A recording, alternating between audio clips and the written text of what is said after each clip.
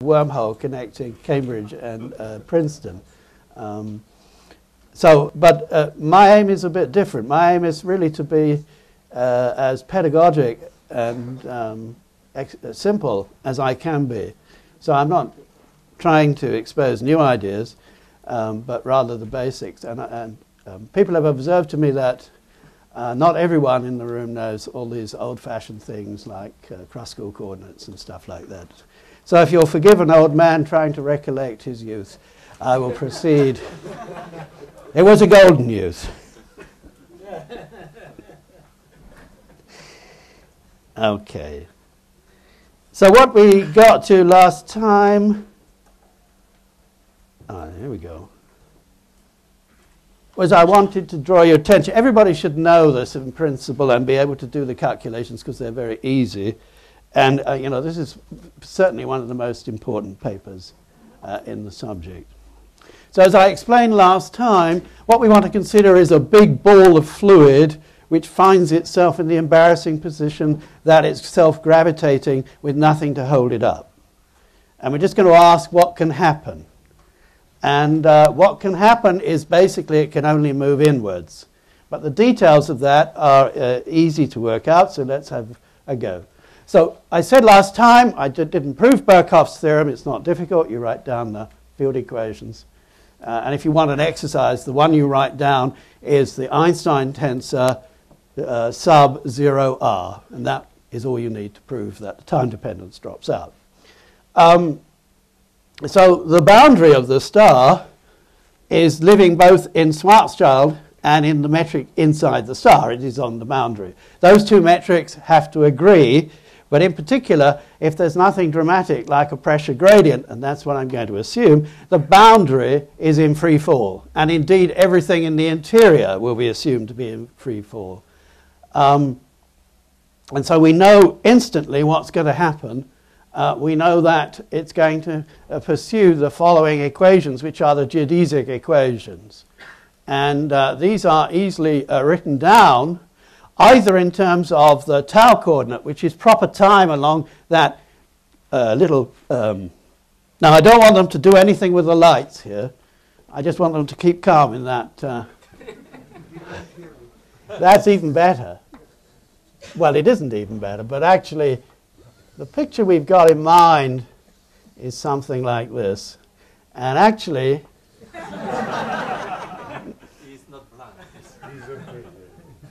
What we're saying is that actually the bit that we can talk about so far is this bit. Okay, so T is going upwards and R is going like that, morally speaking. This is the center of coordinates. Okay, so we're going to model this line. This curve is a geodesic, and so it's given by these formulae. And tau is like this. And you can forget that bit because we're going to discover what happens. The idea is you go on a voyage of discovery to find what will happen if you're foolhardy enough to fall into a black hole. Okay, well, these are the equations. There's a conserved constant of the motion for energy. There's nothing to do with angular momentum because it doesn't have it. This is the conserved energy, and we'll assume it's less than 1 in magnitude, so it's a bound geodesic. And bound geodesics start, there's always a point at which they start at rest. So we're going to have a situation where the thing starts at rest and suddenly realizes there's something wrong. That's this point here. And naturally that means that this model has a moment of time symmetry. But that's not what I would normally expect, or you would normally expect to happen. You could continue it by forgetting the time symmetry and imagining that it was at rest for t less than 0 or tau less than 0. Now, these equations can easily be integrated. I won't insult you by doing it, but you get the result that I quoted at the end of the last lecture, that it's quite clear that it's a finite amount of tau time to fall through r equals 2m, but it's infinite t time. Okay. And it's an exponential decay. This is a characteristic quantity that happens with all black holes. This is 2m, but in general it'll be something like kappa over 2. Anyhow, a characteristic exponential fading away. Incidentally, I had a typo which was kindly pointed out on the overheads last time. and that is, we know that if the star was originally static and a perfect fluid, we know by a theorem of Masood-Alam and Lindblom that it would be spherical to start off with. So, and Birkhoff's theorem tells us it starts spherical. So inside the ball, we could choose many metrics representing the inhomogeneous or homogeneous collapse of dust, and they can all be written down. But the easiest one, which everybody knows, I hope after Slava's lectures, is the homogeneous-Friedman model. Now, because basically we're assuming that this geodesic is a bound geodesic, that means it's a k equals +1 model. So you see that there's a scale factor involved. This is the metric on a bit of S3. This extends only up to chi0. It should be a less than equal chi0. The boundary of the star is chi0. And A of tau is the scale factor. And the point is that the scale factor, when we match the inside and outside, the scale factor has to agree with R of t. And so we know it satisfies the same equation. And here it is. Except, of course, we have to evaluate the mass and so forth. Well, here is what it's going to be. This is the matching condition. From that, you deduce this relationship that the size of the ball has angular extent given by epsilon is cos theta. And if you compare this with the Friedman equation, you find the density is doing this with a 1 over a cubed.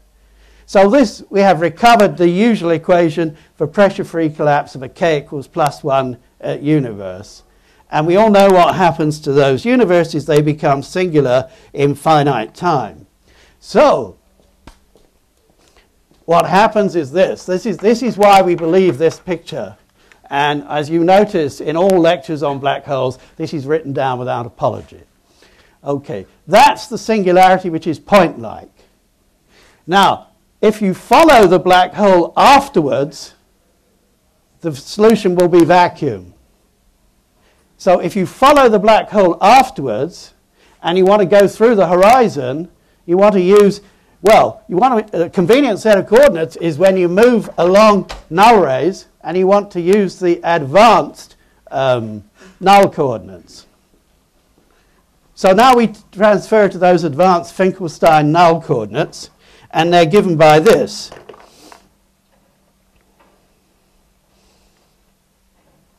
Okay, so I wrote those down last time.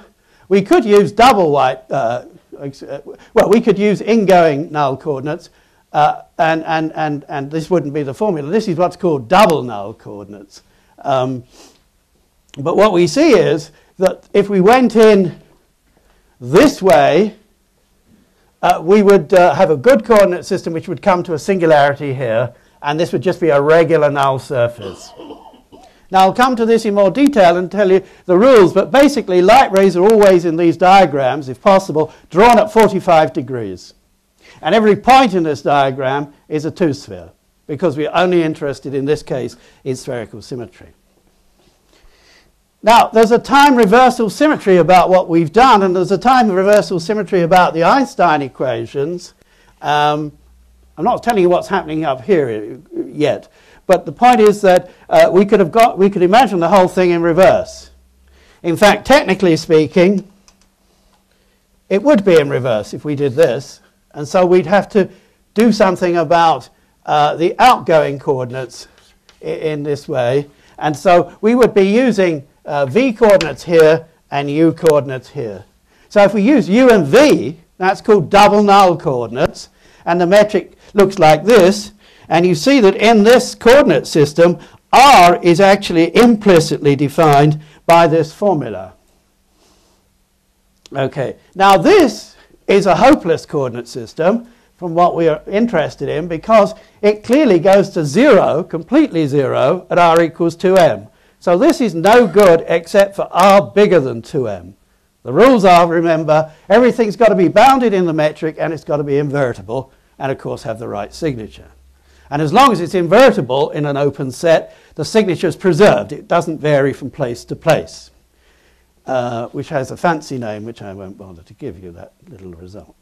Now, actually, I want to make a comment about the time scale. You can compute you can compute the longest time that will happen before you reach the singularity, even if you fall in afterwards. And the point is that geodesics are determined by the longest time that actually happens, not the shortest time if they're time-like geodesics. It's the twin paradox.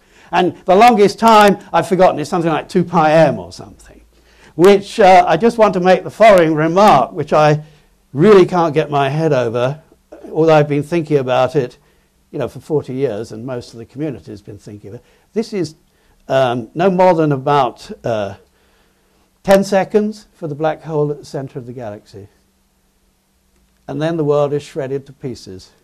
And we have no idea whatsoever what's going to happen.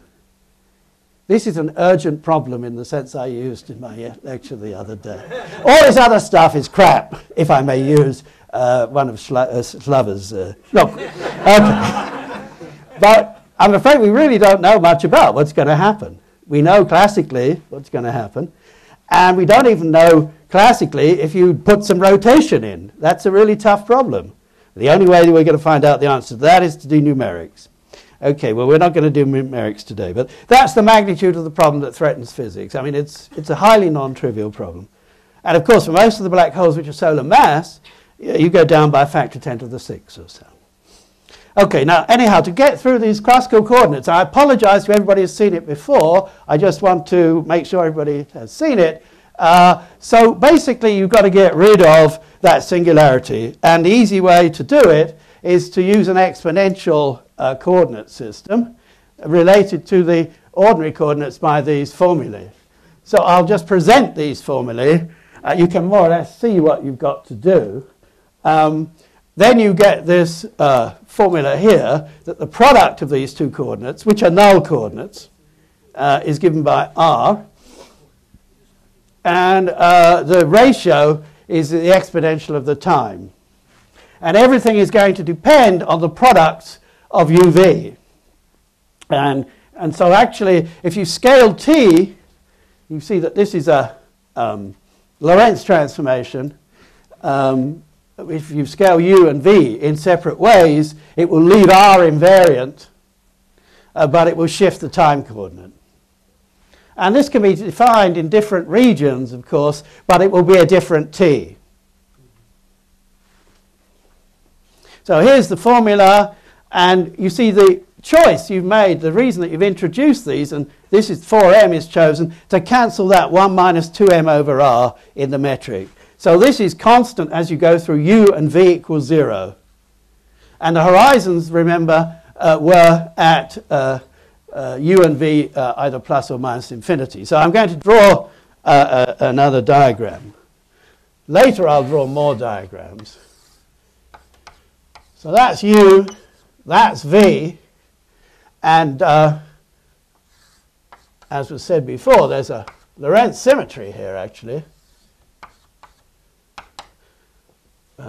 Excuse me. And there's a singularity here, and there's a singularity here. Now, the region that's mostly interesting for physics is this region on the right-hand side. And in fact, actually, we would replace, if we were going to use this diagram by our star. Now, this is, of course, the black hole horizon. And this region I'm going to call region 1, 2, 3. Now, because of time reversal, we've got the time reversal of a black hole. And the definition of a white hole is the time reversal of a black hole. So we've got a white hole in the past and a black hole in the future. So this is totally non-physical. What's happening is that something is spewed out from this singularity, gets some way outside the horizon, and then falls back in to... so this is the past horizon, this is the future horizon.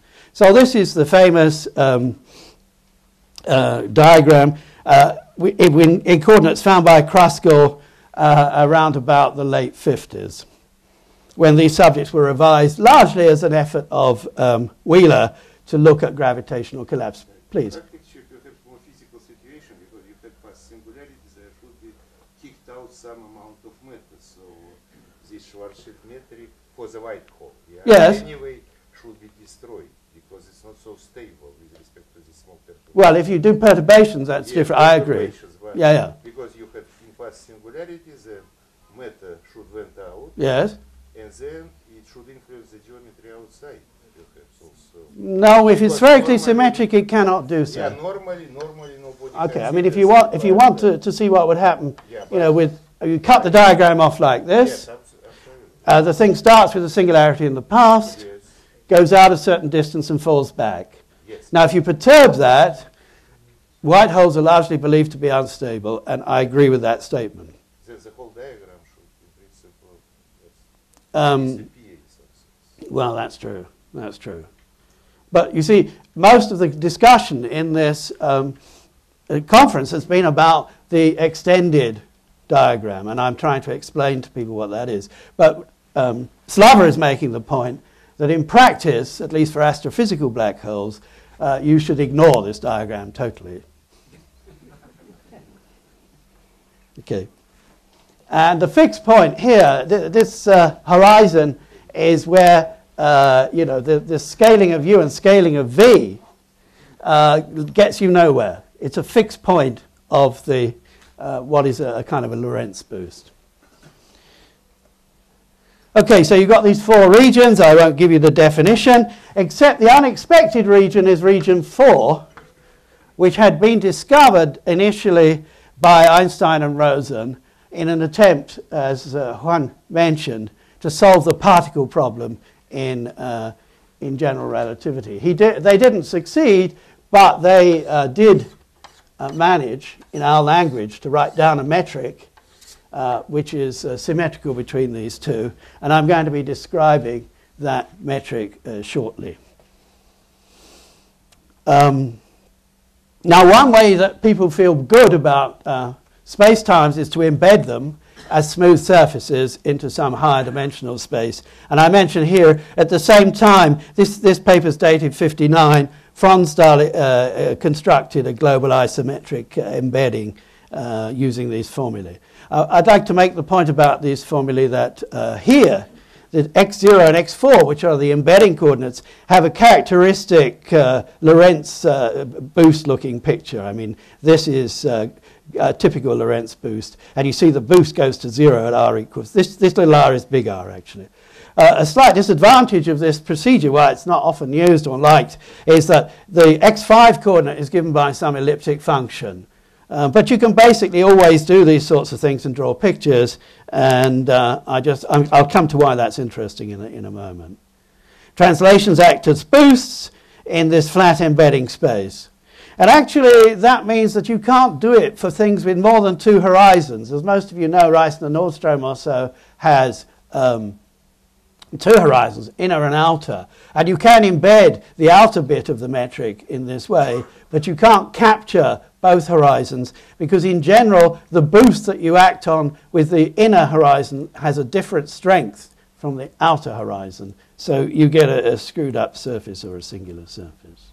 So region 4 was discovered by Einstein and Rosen, and they used isotropic coordinates, which bring out some of the nice properties, because it has an inversion symmetry. Rho goes to m squared over 4 rho. The horizon in these coordinates is at rho equals m over 2, and it's conformally flat, and that's what is the definition of an isotropic coordinate. Every spherical metric can be written in that form, and there's a nice inversion which corresponds to going from this side to this side of this space.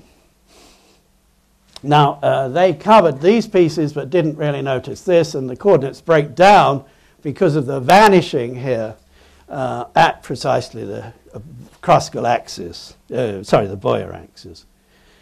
Now, if you set in the Schwarzschild solution, or indeed this solution, t equals 0 and theta equals pi over 2, you get a nice embedding. And here is the formula. It's just a paraboloid. You can do this for anything. There's a remark I'd like to make here, just as a matter of light relief, that the surface never becomes parallel to the xy plane because it's a parabola. Now, Mr. Flamm knew that in 1916, but he didn't give the other side. He just brought the thing in to finite position, and then in the interior he put a metric, which is the Einstein static metric actually, which had been written down by Schwarzschild, which is this ball. So he's actually put inside a cosmological term in these, or an incompressible gas term, so that you round it off. It's kind of amusing that in all the literature on wormholes and all the little sketches, this fact that it goes up forever, which is a feature of the case of 4 space-time dimensions, is sort of neglected. Here is a typical model which is shown in, this comes from the Science Museum, and so does this. And I'm embarrassed to say it's not mine, but my distinguished colleague had sent it off to show them. So, in fact, it doesn't matter topologically, I'm just saying geometrically. So this is the archetypal wormhole, which nobody took any notice of until Einstein and Rosen wrote their paper. And they don't quote Flamm, which is strange, although it was known to Pauli in his well-known early relativity book. Okay, now I think it's fair to say that Einstein-Rosen bridges probably don't exist in the astrophysical world, but there is a case of an Einstein-Rosen bridge analog, which is their optical analog. And I find this viewpoint, which is not widely known, to be quite convenient. Now, Fermat's principle for the static metrics tells you that you have to minimize the time in order to get the track in space of a null geodesic. And so you minimize the optical metric or optical distance. This is just Fermat's theorem, and that turns out to be this expression here. Now, what you, excuse me, oops. Now, V is 0 on the horizon, and so this V inverse means that the horizon is the limit of this optical metric. And so what this tells you is the metric is infinitely far in optical distance. The horizon is infinitely far in optical distance. And the transverse dimensions blow up. Okay, because this... You mean you divided by square root? I divided by V squared, which is GTT, right, in modulus. So actually what we get is another kind of wormhole. And we'll write down the spherically symmetric case right now, in fact. If you define this r star coordinate, I've reverted to lowercase r's, the metric looks like this. You've just divided by 1 minus 2m over r. You had an r squared that brought the r upstairs. So this is the area of a two-sphere, and this is the optical distance, which is dr over 1 minus 2m over r is dr star. Okay, so this goes to infinity at the horizon, and this goes to infinity at the horizon, and this goes to infinity at the horizon. Now, at large distances, this is just looking like an asymptotically flat space, and so what you get is a configuration which, what did I do? Did I leave it over here? It's okay. Well, that's not the right one. It's better to use, that's it. Okay, so basically what you get, I'll draw this as a flat plane, but that's the mistake that most people make. And then it flares out like this. This is going to r equals 2m at infinity, and you get a nice little circular null geodesic at r equals 3m. So the Einstein-Rosen bridge in the optical metric, which is after all the physical, the observable metric, is actually at r equals 3m, and there isn't a symmetry here. This is flat, and this is hyperbolic space. In other words, this is the Rindler, if you're familiar with this, Rindler approximation to the near-horizon geometry. And so these things are really there. And in fact, this is a local concept. The horizon is a teleological concept, and you might doubt whether it's really the essence of what gravitational collapse is about. If you have one of these photon spheres, as they're called, to all intents and purposes, they have many of the properties of black holes. They throw shadows and whatever. The difference is that in principle, by using a rocket, you could come out of it. An unsolved problem is whether or not there are reasonable models with with anti-photon spheres. So can you have something like something going out and then going in like that? That so far, at least for reasonable models, doesn't seem to be. So you can have multiple throats. And in principle, this could occur in nature for a sufficiently compact, so-called supercompact star. So how would you ever know is the question. How would you create a photon sphere? It's there. Yes, but suppose that it wasn't there and I want to create something that actually... Well, if you have a sufficiently condensed star and you can have compaction so that it's within r equals 3m, the outside metric will be Schwarzschild, and there's a photon sphere in Schwarzschild at r equals 3m. So the question is, can you compactify a sensible star, i.e. one satisfying physically reasonable conditions, to within r equals 3m? It does not violate energy conditions, but that doesn't mean to say that there's a good neutron star equation of state or so. So it's an open question, which is quite interesting. In fact, it doesn't violate energy conditions to have multiple maxima and minima of this radius. They'd be really exotic objects, but nobody knows if they exist. And if they are there, a recent paper by one of the students at Cambridge has shown that they would probably be unstable. Okay, that's a sort of side remark just to keep people awake who know all this stuff. Now, what about this Euclidean Schwarzschild? Well, you see, the easiest thing to do here is to recall that a metric which depends on t squared minus z squared, which is uv, I've just defined linear combinations of u and v, will necessarily, if you make t pure imaginary, so I'm now having tau, t equals I tau, tau is not proper time, it's just imaginary time, then in fact all those hyperbolic cosines become sines and the metric becomes Riemannian. And if you want to avoid a singularity, well, you see, these are local Cartesian coordinates, and so when you look near the horizon, you need that the metric should be periodic period 2 pi.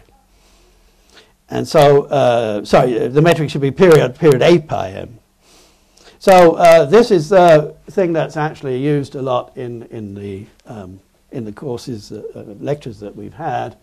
And this metric, as is well known, is sometimes called the cigar, because if you embed the RT plane now, you get something like this. You can embed it like this. It goes to a constant at infinity because the length of the circle is shrinking down to r equals 2m. And you never go beyond r equals 2m. So there is no other side when you do the Riemannian construction. I believe there was a question. Oh, I'm sorry.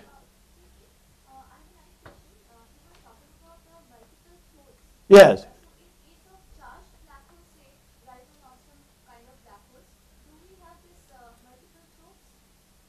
Okay. Yes, but only. Let me see. How do I want to say this?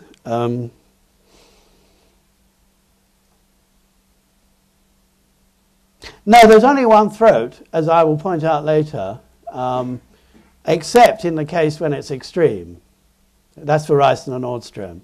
If it's over extreme, there is actually, let me see if I remember this right, there's actually an anti-photon sphere inside, but for a certain range of parameters, but it's outside a naked singularity. Okay. So this shows you local energy conditions are not sufficient to rule it out, but some global argument maybe. So that seems to be it. I mean, I've looked at all of the black holes that are spherically symmetric, which have been found in supergravity theories and so forth.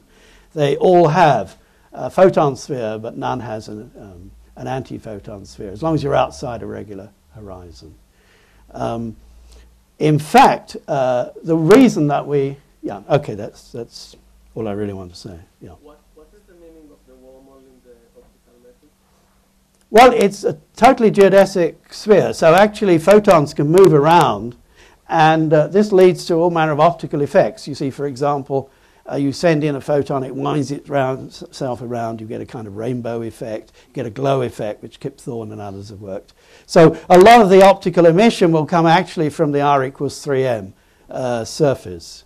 It also allows you to estimate the cross-section of a black hole for large frequencies because basically it gives you the radius, and it also tells you the shadow that's projected. So if you sit outside a black hole and you look for the stars behind the backdrop, there will be a shadow which is subtended not by the horizon but by the optical sphere.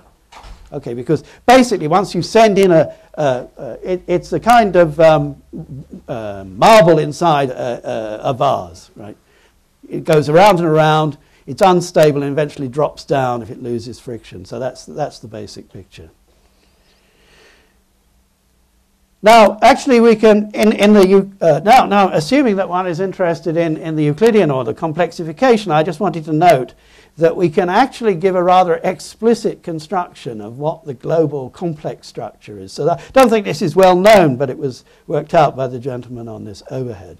So I said that we had Fronsdal's construction, which you could complexify and allow everything to be complex, and that would live in C6, but then you've got that irritating transcendental function, so you're not quite clear where all the singularities are. You want to know what the global structure of the complexification of the classical manifold is.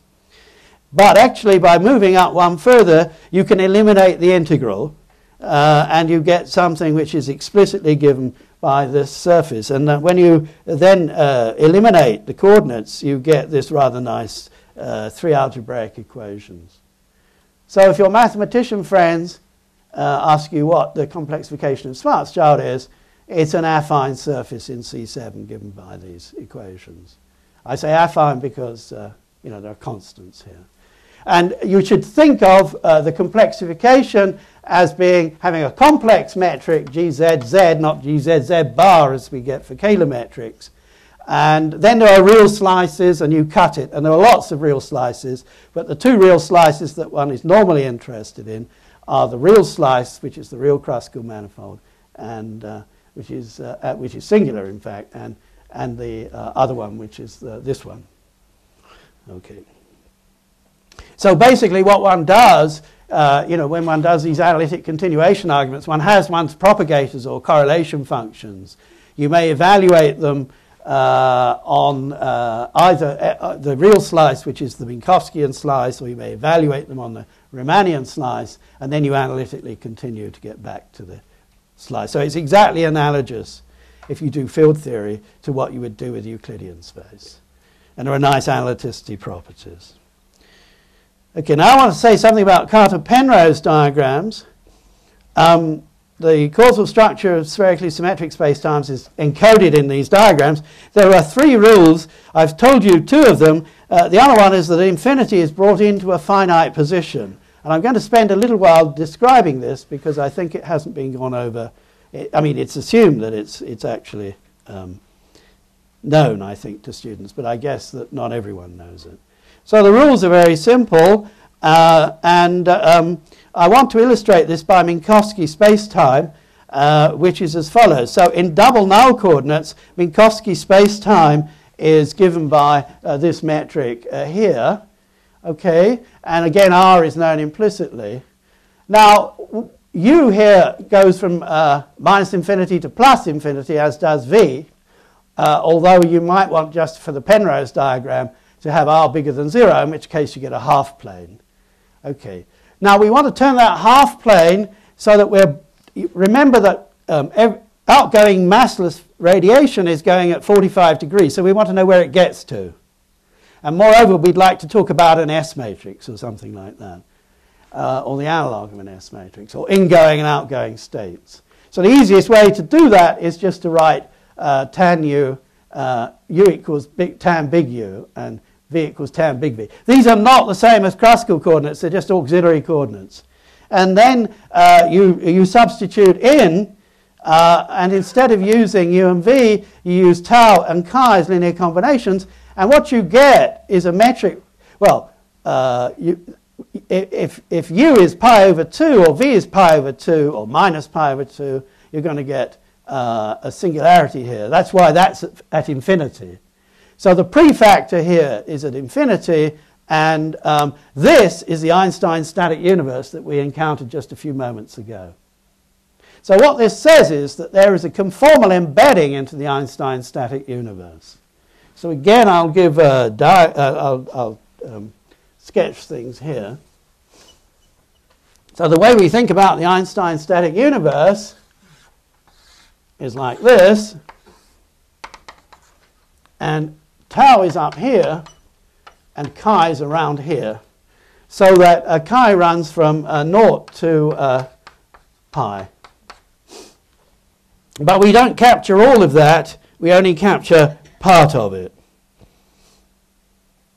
So conformally compactified space-time is basically given by tau minus chi less than minus pi and tau plus chi less than chi. So if we were to forget this back half, then if we just have the north and south poles in this diagram, we basically get something like this. Okay. This is called Scri plus, which is a null surface, which is when the retarded coordinate advanced coordinate v goes to infinity, and this Scri minus. And this is the origin of coordinates. So this space is compactified Minkowski space. And this thing is called I0. That's spatial infinity, and it's got a future infinity and a past infinity. These are single points, and the whole thing is a compact manifold. In fact, you can identify this with this, and then you get something with the topology of S1 times S3 divide Z2.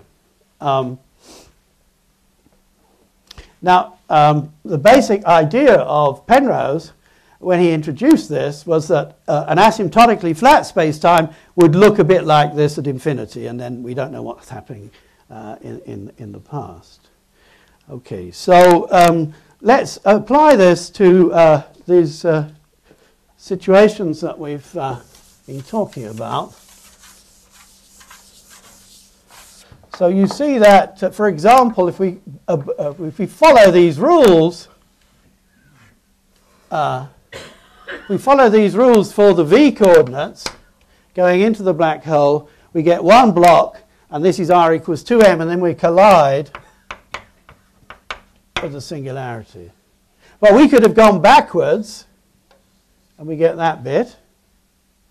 But we could also, by flipping, get the other side. Okay, and that's basically it. So that's the Penrose diagram. This is called I plus, and this is called, for Schwarzschild, I0, and that's one I plus, and that's another I minus. Okay, so this is shorthand, and what we've done is just take this diagram, and we just squashed it in this direction, and squashed it in this direction. Okay, we can use a similar construction. In fact, the convenient construction for one of these patches is also to let x go to 1 over r. I'm not sure whether I wrote that out. Sure everybody sees this. Do you intend to do more of these? I'll ask him to put on. I tell you what, when I finish saying what I want to say, I'll have him bring up the screen and I'll draw the diagrams in more detail. Is that okay with you? Okay, I just want to do some maths.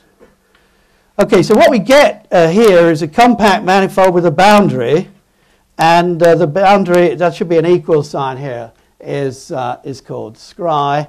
There's a physical metric and an unphysical metric and a function omega. That function goes to 0 on the boundary, which tells you that this metric is blowing up. But this metric is supposed to be smooth and non-singular. The boundary is supposed to be omega equals 0. And the gradient of omega should not be 0. So there's a sensible normal. So it's actually flipping sign, if you like, as we go across. And now, if it's asymptotically flat, that's supposed to be a null surface, which means that its conormal is null. Okay, and I'll show you why that should be the case on the next overhead. So if you compute the Ricci scalar of the unphysical metric. In terms of the physical metric, you get this sort of thing here. These are unphysical here. Now, if this is true near infinity, so either it's 0, which is the case I just discussed because it was empty, but I could have a cosmological term near scry, then actually you deduce that this is true because the omega cancels out when you up multiply the omega squareds. So this tells you that if lambda is bigger than 0, the conformal boundary is space-like. If lambda is equal to 0, the conformal boundary is null.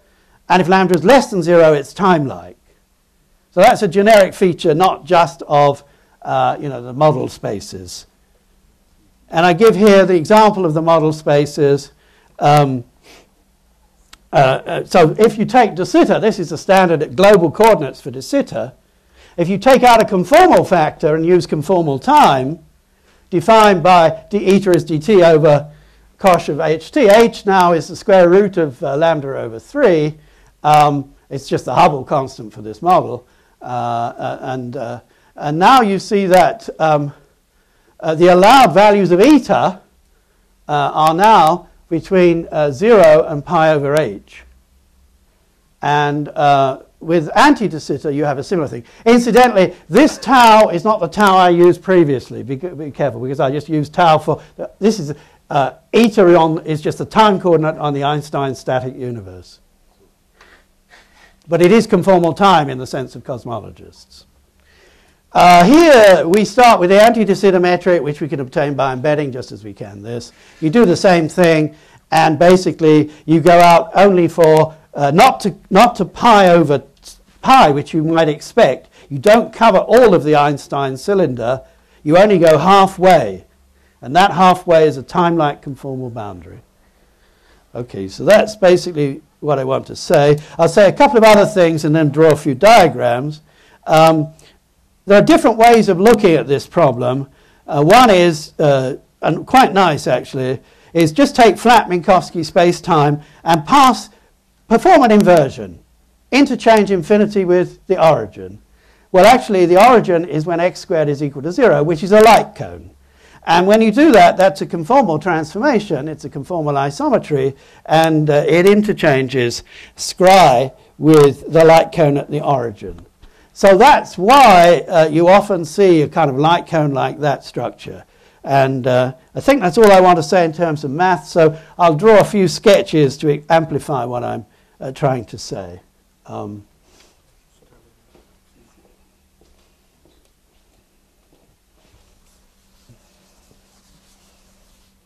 So I think I can raise the screen, yeah? But can he leave this? Well, it doesn't matter. He should leave that on, I think.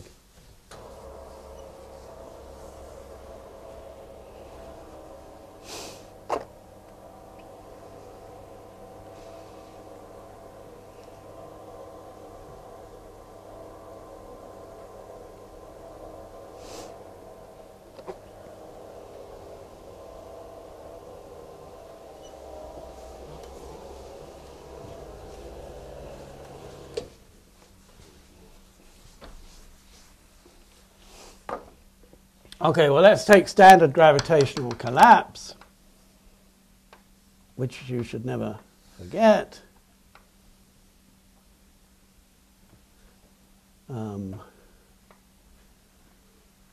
Excuse me. Well, this would be a star. Okay, a static star. You have scry plus, scry minus, and let's see, this is... let me see, U equals, so we've got, this is, always get these two confused for a moment, please. B equals minus infinity, that's U equals plus infinity, I think. And the rays are going out like that, and out like that. Okay, let me just see if I believe that.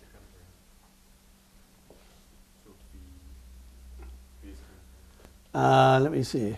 Yeah, the basic rules, I think, are U and V is convenient, right? So, excuse me, this is U equals minus infinity. That's better. Yeah, that's right. U equals constant are these lines. And V equals constant are these lines. So, sorry, this is V equals infinity. And those conventions I usually maintain if I've got the wits to remember them. And then this is some static star model. And that's R equals 0. Now, the black hole model we've been discussing is very similar, so we just have to, you know, the collapse model is sort of like this. And then the horizons are going to do something. Oops.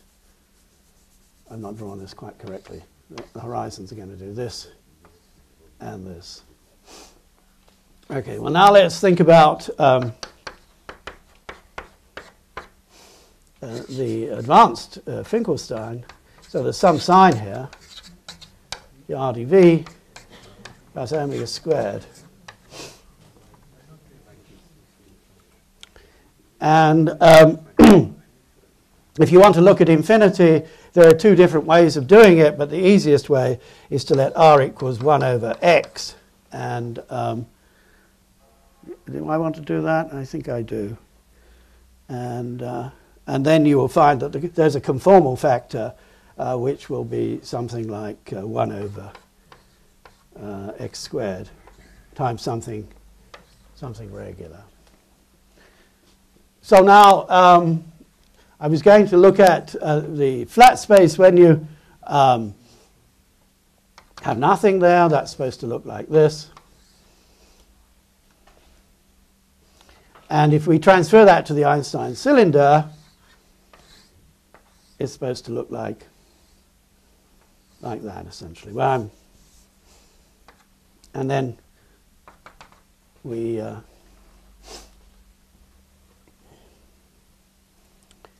that picture. And then if we do the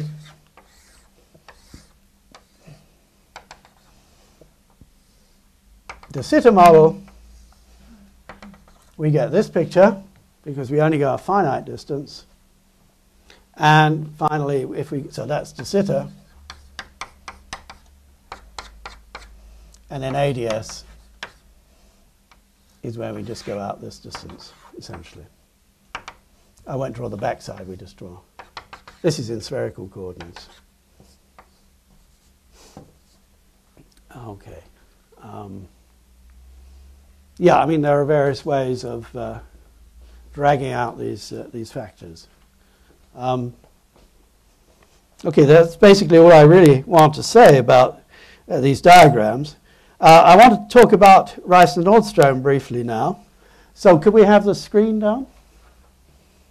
Are there any questions about these diagrams, by the way?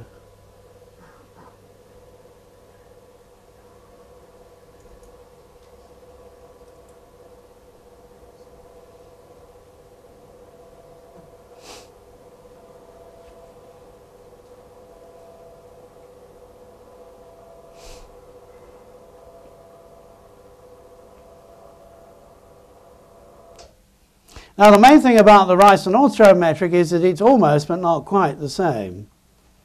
You replace 1 minus 2m over r by 1 minus 2m over r plus q squared over r squared, and you go through the same business. But now there are two horizons, because this has a double zero, and one is larger than the other, so we start going through the outer one, which is at r equals r plus. And that turns out to be an event horizon.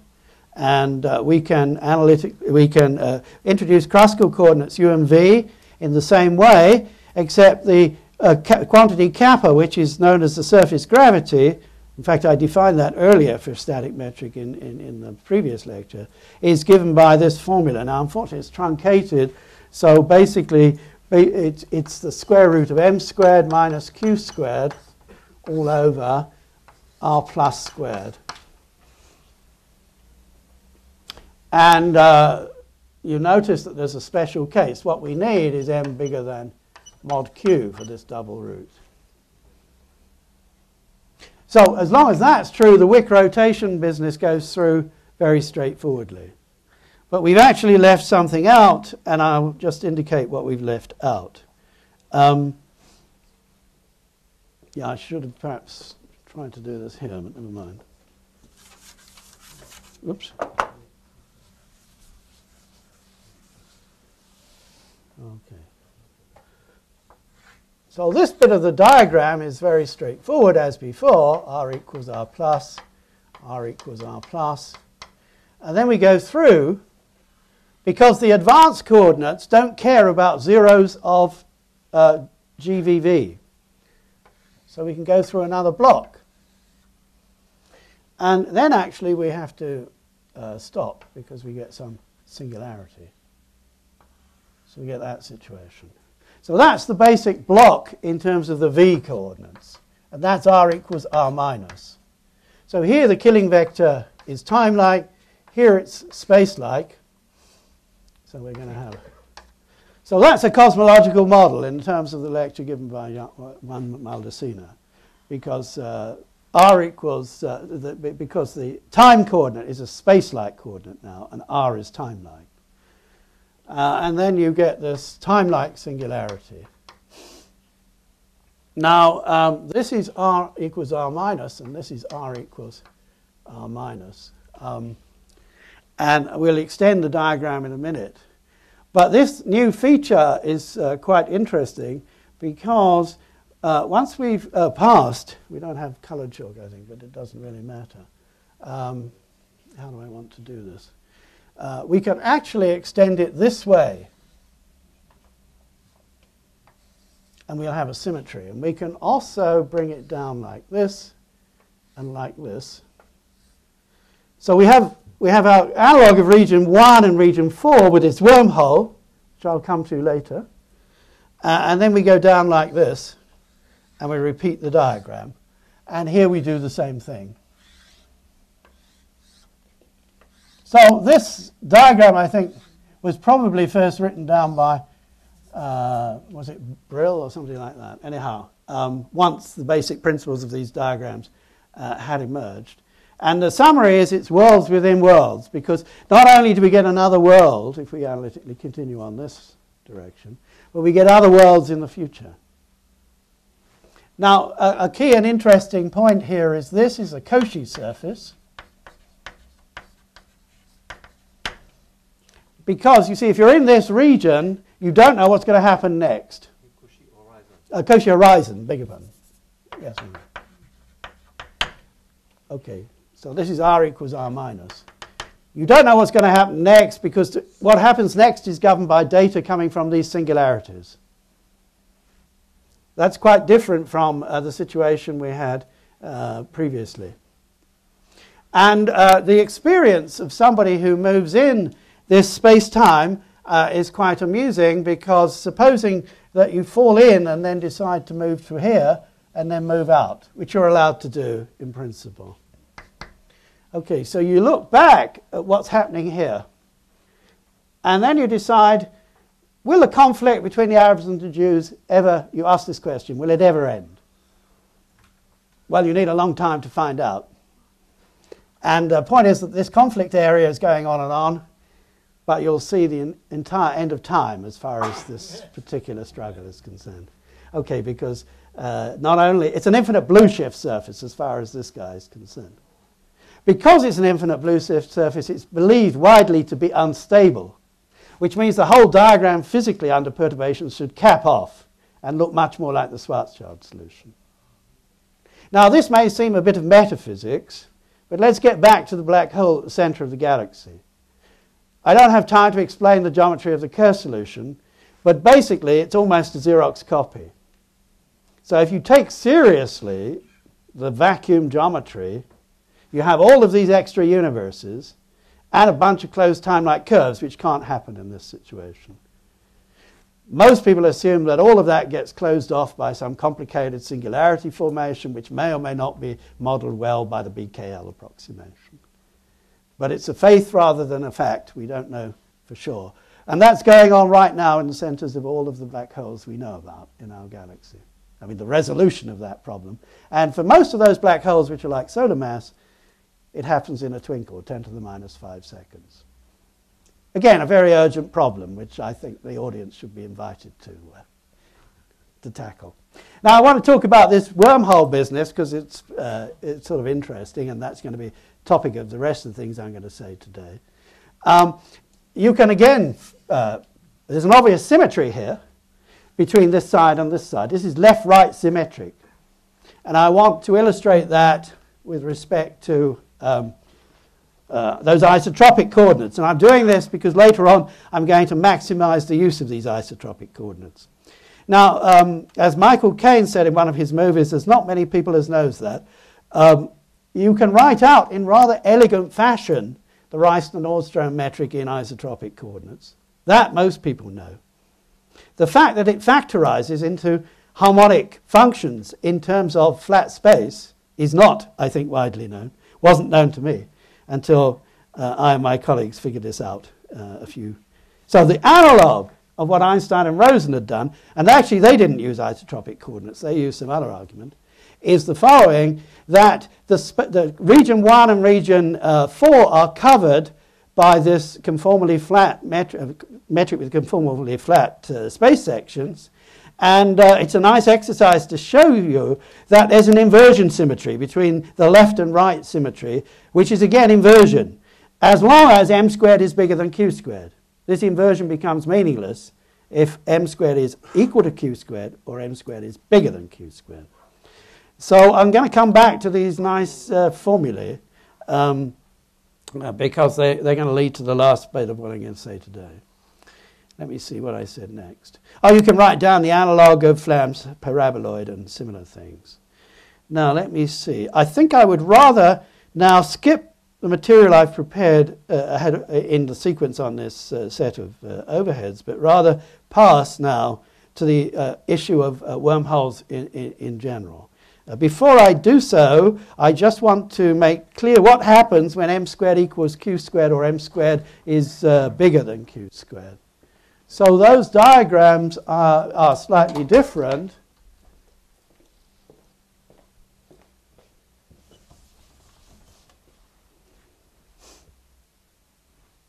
So if m squared is bigger than q squared, you just get this setup.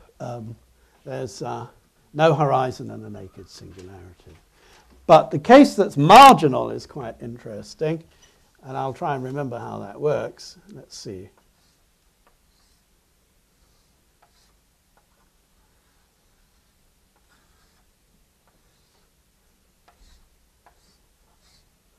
Okay, you basically take this diagram and you make these two horizons coincide. So that line goes all the way down. And so you get the diagram like this. So this is a naked, so this is a singularity inside two regions which are static. So what obviously is missing is this wormhole. And if you look at it carefully, you will see that the wormhole turns into an infinite throat and goes on forever. In fact, there's actually a conformal transformation which interchanges. It's not the one given here, but interchanges these two regions. Okay, and these are the so-called extreme black holes. These have a great deal of interest in supergravity theory. I don't have time to talk about that right now, but these are the first examples of non-trivial supersymmetric solutions. These are supersymmetric solitons. They admit killing spinors. And actually, I wrote down the surface gravity. The fact that the two horizons coincide tells you that the surface gravity vanishes, and we all know in the quantum theory that that means that the temperature vanishes. Now, supersymmetry breaks, finite temperature effects break supersymmetry. So almost without thinking, you can say that the only chance for a supersymmetric solution is one which is extreme. Although that's not a sufficient condition, you actually have to check it. And when you do check it, you find there's a killing spinor, that is to say, a spinor which, if you transform the background, leaves it invariant. This will not mean much to people who've never seen supergravity, but I just tell them those that have. And another way of saying that is the supersymmetry variations involve a spinor, epsilon, which is commuting for these purposes. And this is then a killing vector field.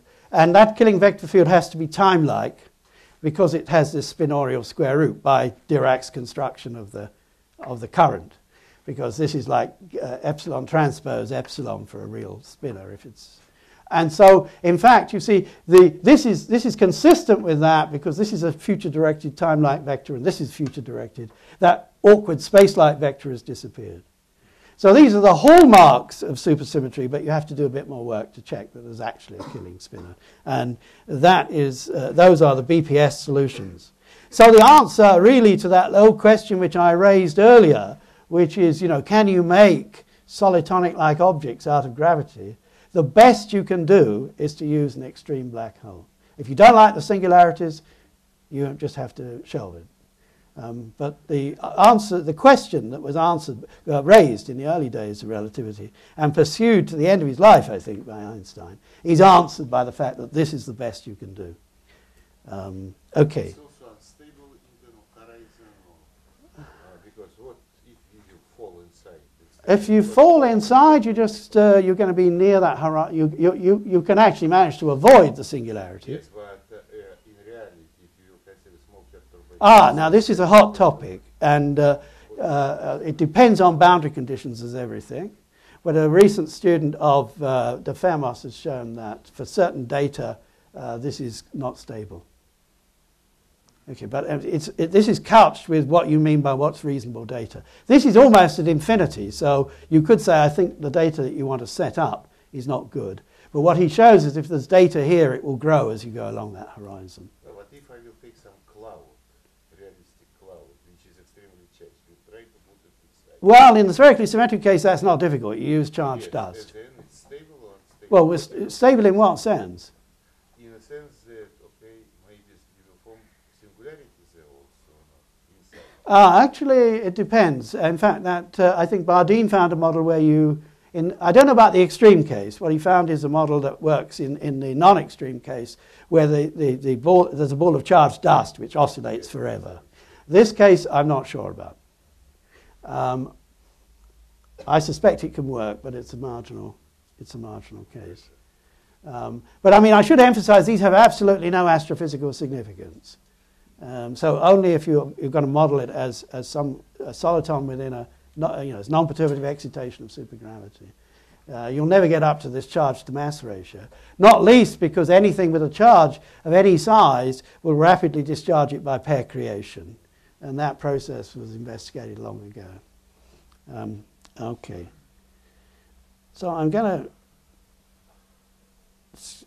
come back to this in some future lecture, but I want to talk now. Let's see. Okay, I want to talk about what we know about these wormholes in general within the exact theory. Now, I'm going to talk about initial data, because this is what got Wheeler and Misner and other people involved in this in the 50s, and it's rather a pretty story, I think, and I've recently revisited it with colleagues Svetish and Pope. Okay. Now the point is that we know that the evolution equations of general relativity have constraints. And that's as a consequence of the Bianchi identity. What is true is that if the field equation is E mu nu equals 0, where you can take E mu nu for our purposes as G mu nu minus 8 pi G T mu nu, this is invariant. The theory, if it's invariant under diffeomorphisms, will have this kind of Bianchi identity satisfied. Now, if that's true, and you get similar identities for Maxwell fields, now you can write this out. If you have introduced coordinates t and x and foliate the space-time with surfaces, which I've called n, I might lapse into calling them sigma later, but I think they're script n, then you can write these equations out, and you find that the ones with, let's see, one of the indices 0, so here are the equations written out in terms of time derivatives and space derivatives. And what these equations do, they split into a set. Either you have these spatial indices, they contain second time derivatives, or you get constraint equations which contain only first time derivatives. Okay, you can check that from looking at the indices. Now, the constraint equations, if they hold for all time, what you actually, sorry, if the evolution equations hold for all time, then you find that the constraint equations, if they're satisfied at 0 time, will hold for all time. And that's got just by checking these formulae. Okay. So, so that's the initial value problem, basically for any theory which has diffeomorphism invariance, and it extends to gauge invariance. So a similar argument works for Maxwell's equations. So equations split into what are called the Hamiltonian constraints, which is E00, and the diffeomorphism constraints, which are E0I. That's just a piece of definition. Because they're thinking of spatial diffeomorphisms. And you can go through the whole Sturm and Drang, but I just want to say what that is. Now, we're interested in the explicit form of these equations. So we write down the metric in terms of lapse and shift. We write it down in terms of this 103. And what we find is that they split into the following. First of all, define the second fundamental form, which is basically the time derivative. And then the equations boil down to, the constraint equations boil down to these equations. Okay. Now, these are in covariant notation, but you can actually translate them into non-covariant language, and they become these equations. Okay. These are the general constraint equations. This equation was in Herman Nicolai's lecture yesterday, and I think he may have had this equation in, I'm not sure. Okay. So what for initial data we have to satisfy are these constraint equations. Then we ask questions about, is the mass of that initial data set always positive, etc. But these are non-trivial equations. Okay, and there are similar ones for Maxwell's equations. For Maxwell's equations, the constraints are just the divergence of B is 0 and the divergence of D is 0. And then for Maxwell's equations, it follows that if they're true at 0 time, they're true for all time. Okay, now I want to consider the case where there's a surface of time symmetry, reflection in time. That will kill the time derivative terms and make the problem a bit easier. And that's relevant for these black hole solutions, because those wormhole slices always were invariant under reversal of time, which kills the first time derivatives. So they boil down to 112 here, and this is a geometric equation. It says the Ricci 3 scalar is going to be given by this, and the energy density restricted to the surface. And you just want the cross term Ti to have no momentum on the slice, no material momentum, as an obvious case for electromagnetism. Okay, so basically this says, amongst other things, that the Ricci scalar has always to be non-negative. And that comes into the positive mass theorem, which I'll mention perhaps in the next lecture.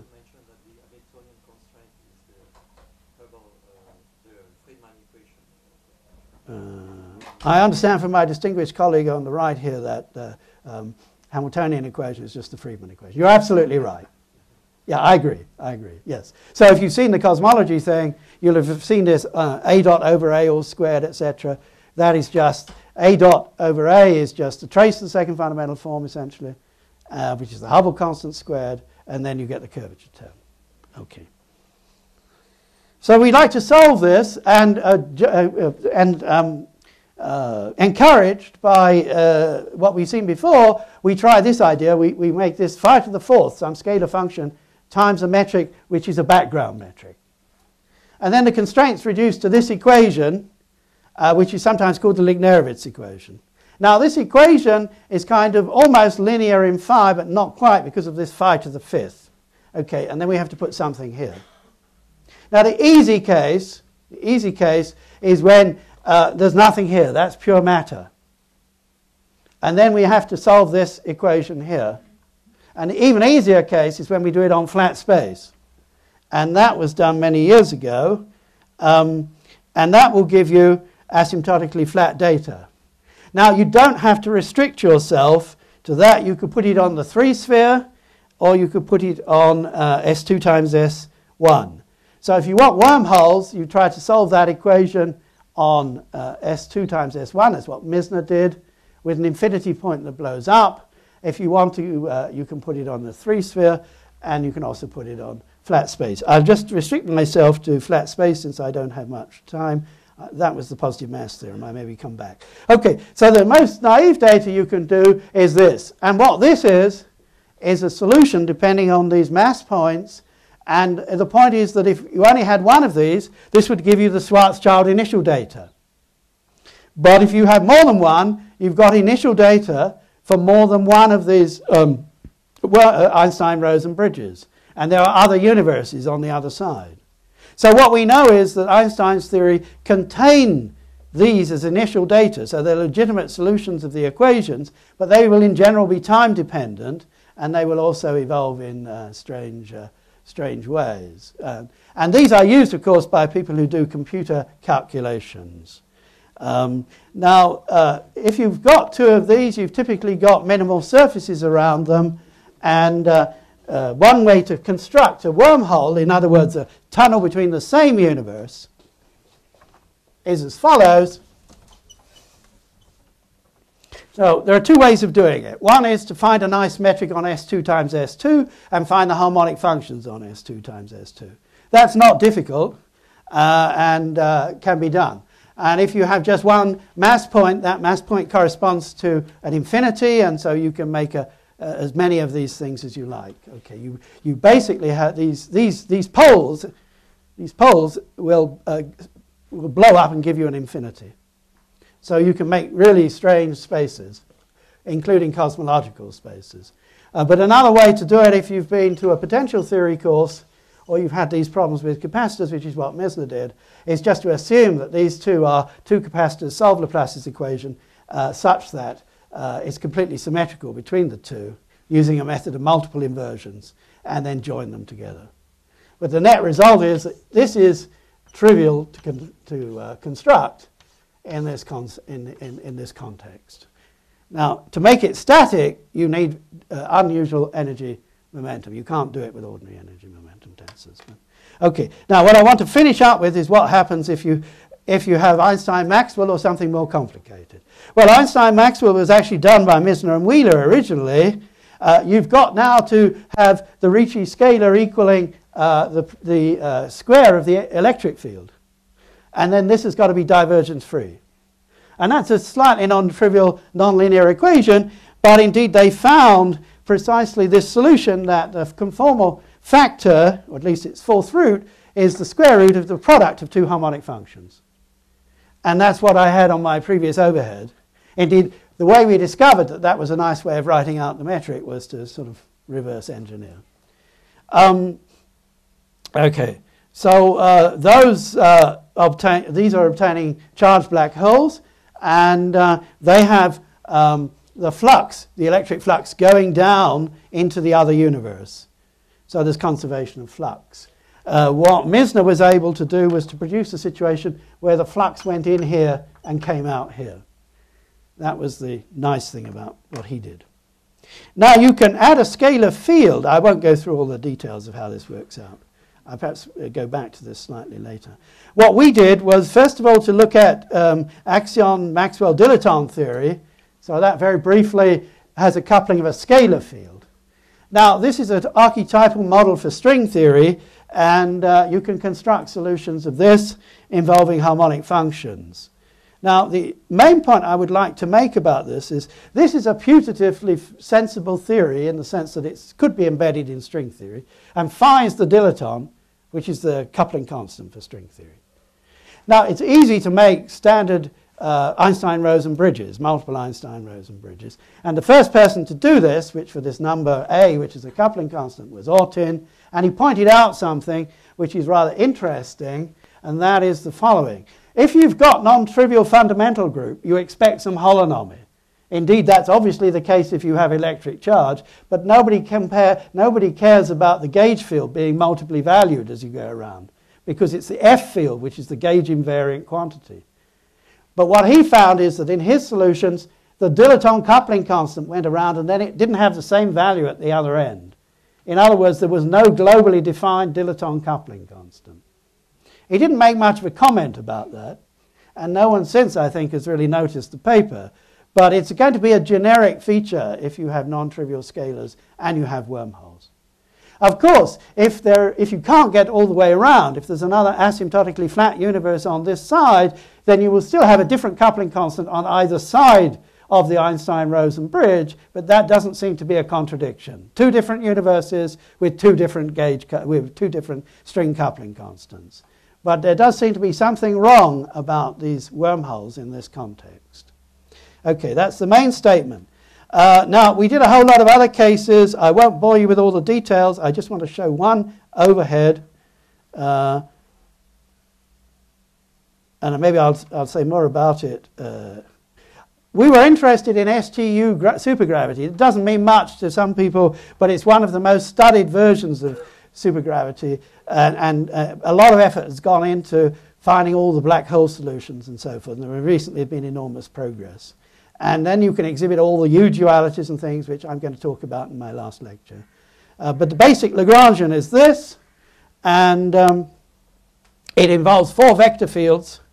And those are the F's, so the capital I runs from 1 to 4, 3 scalars, and this is the basic Lagrangian. And what we found was a rather large number of initial data for this, and some of them correspond. There are 4 special cases of this model. They reduce to the one I just mentioned, the axion-dilaton system, for various values of these A's, which basically correspond to A equals 1, A equals 0. A equals 1 is string theory, so-called. It's the string dilaton. A equals root 3 is Kluser-Klein theory. A equals 0 is Einstein-Maxwell theory. And A equals 1 over root 3 is also a dimensional reduction from higher dimensions of a vector field. Okay, so the message is that these solutions exist. Their time dependence is almost certainly singular. And if you're really wanting them in string theory and you want wormholes, then you may have some difficulties because you have this conceptual problem. I'll stop the lecture at that point and ask for questions. Is that okay?